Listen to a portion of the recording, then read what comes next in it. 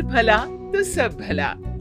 रोली की शादी उसके माँ बाप एक आलसी लड़के से करा देते हैं। चलो, रोली की शादी हुई और हमने गंगा नहाई। और क्या, बेटियां तो होती ही हैं बोझ।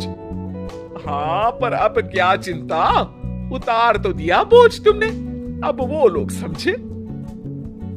ससुराल में रोली का पति कहता है, देखो, मैं कोई काम नहीं करता, ये बात तुम्हारे मम्मी पापा को बता दी थी मैंने। अब जो किराया आता है दुकान का, उसी से घर का गुजारा करना है। कभी भूल से भी कोशिश ना करना किसी चीज की डिमांड की। क्या मम्मी पापा को पता था कि आप कोई काम नहीं करते? और क्या, बड़ा अच्छे से पता था। उन लोगों को तो तुम बोझ लगती थी, बोल रहे थे कि बस शादी कर लो और कोई मतलब नहीं है। रोली को ये सुनकर बहुत गुस्सा आता है, लेकिन करती भी तो क्या, क्योंकि वो जानती थी कि उसके माता पिता ऐसे ही हैं। जैसे तैसे रोली दिन काट रही थी। रोली को एक प्यारी सी बेटी होती है। धीरे धीरे वो बड़ी होती है और उसके साथ उसकी जरूरतें भी बढ़ती जाती है। सुनिए जी, अब तो सिमी बड़ी हो रही है, उसका स्कूल में दाखिला कराना है। मैंने अब तक तो जैसे तैसे समय काट लिया, लेकिन मैं बच्चे की परवरिश में कोई कमी नहीं रखूंगी। अरे क्या है यार, तो लगता है कोई ना कोई काम ढूंढना ही पड़ेगा। अब पति रोज काम की तलाश में जाता और बिना किसी काम के वापस आ जाता। रोली समझ जाती है कि पति के अंदर अब काम करने की क्षमता नहीं है। वो बेटी को उच्च शिक्षा देने के लिए कुछ करना चाहती थी, लेकिन करती तो क्या करती। एक दिन रोली की सहेली कहती है, रोली, मेरी कोई औलाद नहीं है। अगर तू मेरी औलाद को जन्म दे तो मैं तुझे तेरे मुंह मांगे पैसे दूंगी। अरे, तेरी औलाद को मैं कैसे जन्म दे सकती हूँ? सरोगेसी से बच्चा मेरा और वैभव का ही होगा, लेकिन कोख तेरी होगी। ये संभव है रोली।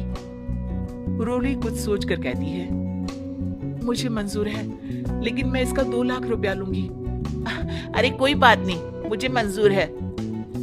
रोली खुश हो जाती है कि एक बच्चा पैदा करने का उसे 2 लाख रुपया मिलेगा।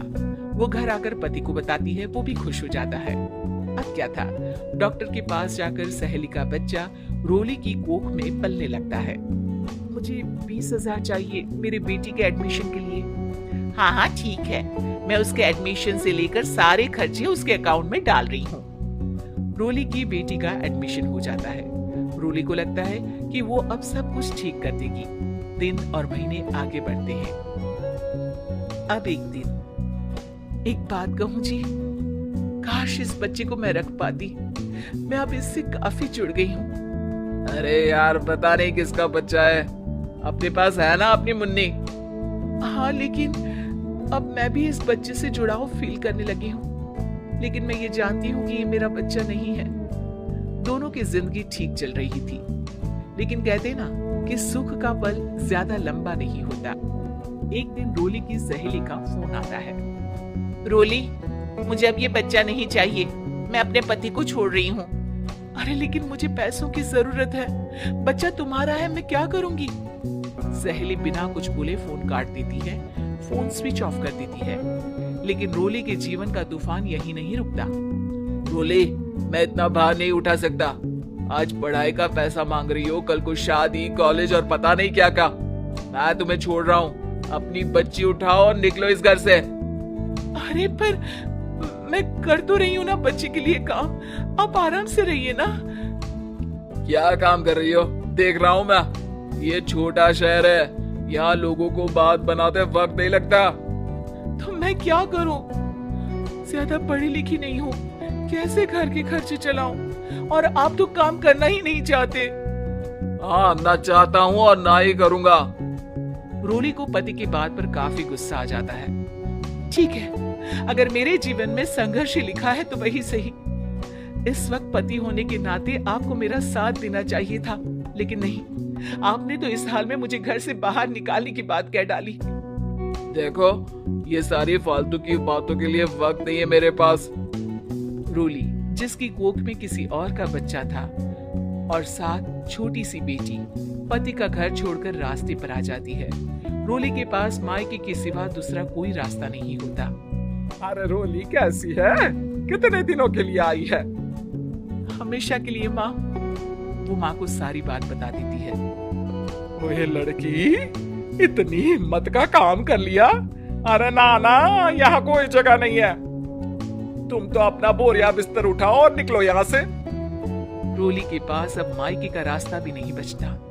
वो चुपचाप बच्ची को लेकर जा रही थी कि उसे दर्द होता है और वो डॉक्टर के पास चली जाती है और फिर वहां वो एक प्यारे से बेटे को जन्म देती है। कितना प्यारा है, कितने अभागे हैं इसके माँ बाप जो इसके पैदा होने पर भी नहीं है। तभी वहां डॉक्टर आ जाती है। रोली, बच्चे के पिता तुमसे मिलना चाहते हैं। आपका बहुत बहुत शुक्रिया। मैं इस बच्चे को पालूंगा, भले ही इसकी माँ ने इसे छोड़ दिया हो, पर मैं अपनी जिम्मेदारी निभाऊंगा। तो क्या आप मुझे इसके पैदा करने के लिए जिन पैसों की बात हुई थी वो भी देंगे? हाँ, और साथ ही आप चाहें तो मेरे घर में रहकर मेरे बच्चे की देखभाल भी कर सकती हैं। मैं उसके लिए आपको सैलरी दे दिया करूंगा। रोली को लगता है कि जैसे भगवान ने उसके लिए सुकून का रास्ता खोल दिया। वो अब मुकेश के साथ उसके घर चली जाती है, जहाँ रहकर वो उस बच्चे की देखरेख करती है। अब मुकेश के घर को रोली अच्छे से संभाल लेती है। उसके लिए खाना बनाने से लेकर बच्चों की देखभाल और घर की देखरेख। धीरे धीरे मुकेश को रोली से प्यार हो जाता है। रोली, तुम्हारी बेटी और मेरा बेटा बिल्कुल भाई बहन की तरह साथ रहते हैं। हाँ, आखिर है तो एक ही कोख के बच्चे, अटैचमेंट तो होगा ही ना। रोली, तुमने घर और मुझे दोनों को संभाल लिया। ये तो मेरा काम है। आपने भी तो मुझे छत दी जिससे मैं अपनी बेटी की पढ़ाई और भविष्य के लिए पैसे जोड़ सकूं। रोली, क्या तुम मुझसे शादी करोगी? अब मैं जानता हूँ तुम्हारी भी शादी कुछ खास अच्छी नहीं रही। रोली को मुकेश की बात ठीक लगती है। वो उसे हाँ बोलने की सोच ही रही होती है कि उसके पहले पति का फोन आ जाता है। रोली, मैं बहुत परेशान हूँ। मेरा एक्सीडेंट हो गया है। मैं चाहता हूँ तुम वापस आ जाओ। रोली को पुराने पति की चिंता होने लगती है। वो सोचती है कि वो क्या कर रही थी। हाँ ठीक है, मैं आ रही हूँ। हाँ रोली, आ जाओ, लेकिन बच्ची को कहीं हॉस्टल में छोड़कर आना, क्योंकि मैं नहीं चाहता कि हम लोगों के बीच फिर से वो सारी बातें हो। रोली को समझ आ जाता है कि पति आज भी सुधरा नहीं है। वो पति के पास जाने से इनकार कर मुकेश को हाँ कर देती है।